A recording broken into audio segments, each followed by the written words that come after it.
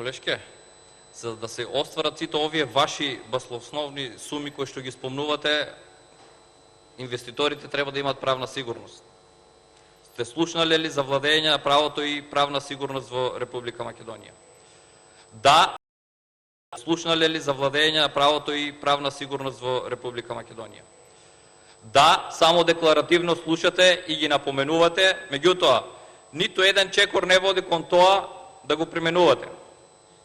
Зошто? Бидејќи во овој ребаланс, конкретно, ќе ви цитирам што има најмало учество.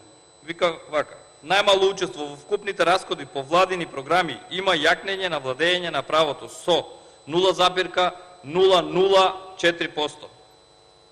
Или тоа е некаде од околу 30.000 евра во Република Македонија ќе се вложат за владење на правото и јакнење на правдата. Меѓутоа, сите институции релевантни ве демантираат во секој нареден извештај. Имавте најавено план од страна на вице-премиерот за борба против корупција и премиерот Акција 21, каде што ударна точка беше дека ќе се дигитализираат управите за водење на матични книги.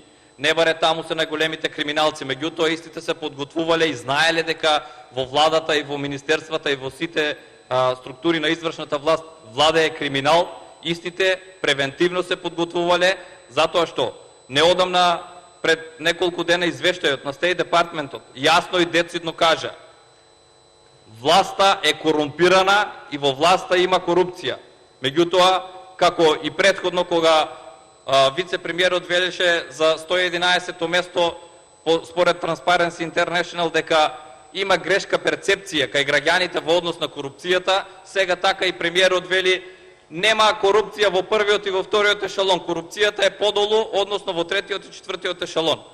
Префрлање на топката на подолните ешалони е само избегнување на одговорност, а она што го зборувавме во однос на тоа дека во Република Македонија нема правда, нема владење на правото и нема да се остварат овие проекции кои што ги проектирате, бидејќи сите странски инвестиции полека ја напуштаат Република Македонија. За жал, ја напуштаат од ваква несигурност која што се создава климата овде. Имавте план 369, испадна дека ќе биде 24, 48, 96, може би и повеќе. Немате ништо од тоа. Прочистување на судството нема ништо од тоа. Само закани и уцени во правосудниот систем, а имате одвоено не цели 30.000 евра, почитувана колешке, за реформи во судството во Република Македонија. Ви благодарам. Контрреплика, пратеничката Тасевска Лидија Повелик.